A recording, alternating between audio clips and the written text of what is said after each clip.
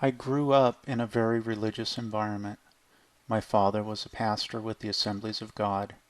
In many ways, I was just like any other kid. I went to a public school. I dressed up as Superman.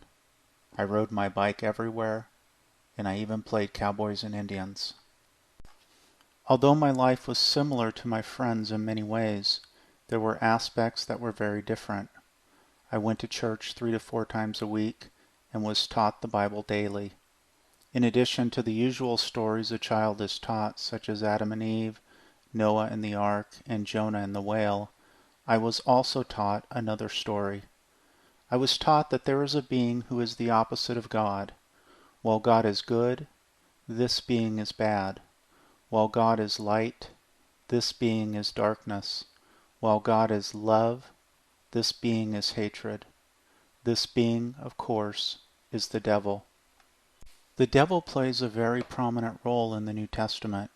He is known as the tempter, the deceiver, the father of lies, the god of this world, the prince of the power of the air, the devourer, and the one who desires to sift us as wheat. His minions, known as demons, also play an important role. In addition to doing the devil's work, they have the ability to possess the human body. This is something that I was taught at a very young age. There are a couple of stories in particular that shaped my view of the devil. I remember one night that my father received a phone call from a neighbor who was also a member of his church. My father seemed troubled after the call and left the house immediately. He was gone for several hours, and I was already in bed when he returned. It wasn't until the next day that he shared with me what happened.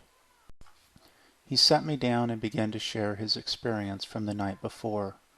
Our neighbor had a teenage daughter who was acting very strange when she returned home for the evening. She became very violent, and so my father went to help out the family. What he saw had a very profound influence on him.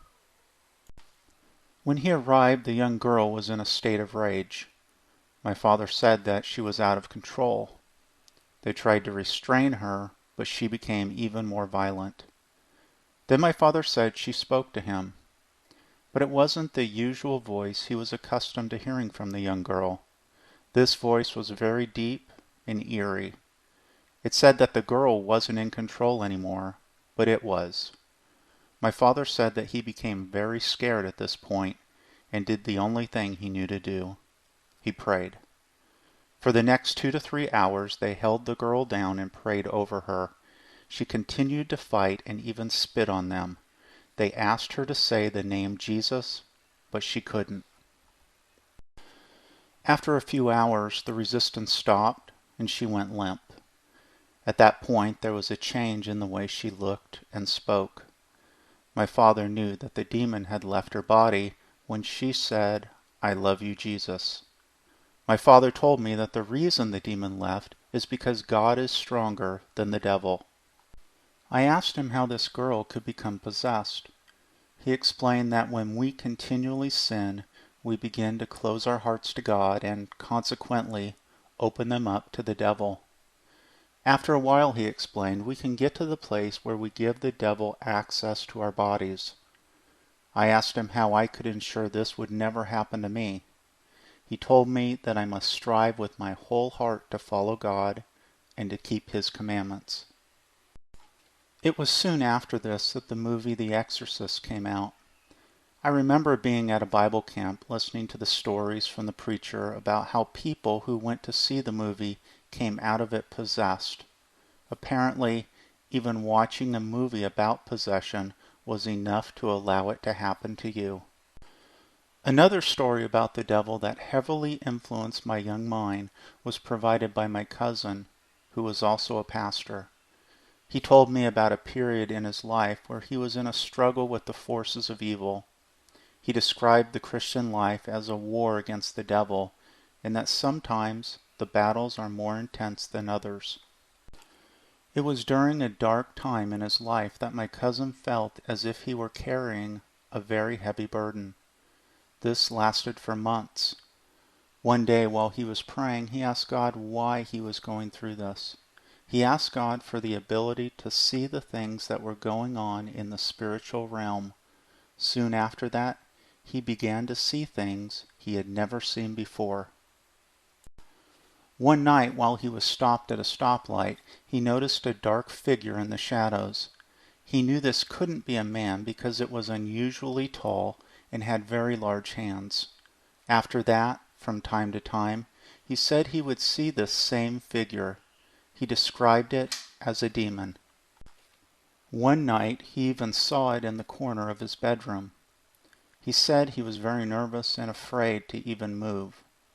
After several hours, he finally drifted off to sleep, only to be awoken abruptly.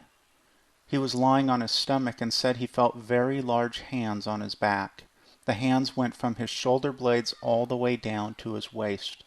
The hands were pushing down on him so hard that he couldn't breathe. Suddenly, his wife rolled over in her sleep and touched him. When that happened, the demon disappeared and his burden was lifted. He said that this was the first and only time he was physically attacked by the demon. From these stories, I learned that not only could the devil attack those who open their hearts to him, but he could even attack those who are trying to live for God. For months I lied awake at night looking around my bedroom for a demon that might be lurking in the corners or under my bed. I have long since discovered that this Satan being is a myth. He was created by man for two reasons. First, as a way to explain why bad things happen in the world, and second, as another means to control people through fear. I have also discovered that individuals like my neighbor's young daughter often deal with mental illness. Unfortunately, their reaction provides an illusion of possession, and stories like hers only confirm what people already believe. Although I understand these things now as an adult, I wish I could have known them as an 8-year-old boy scanning his bedroom for demons. It would have alleviated a lot of the terror I experienced while growing up.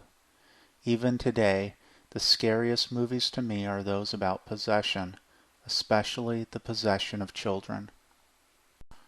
In this video series, I'm going to discuss the evolution of the Satan myth. I will talk about how the being the New Testament identifies as the devil does not exist in the Old Testament.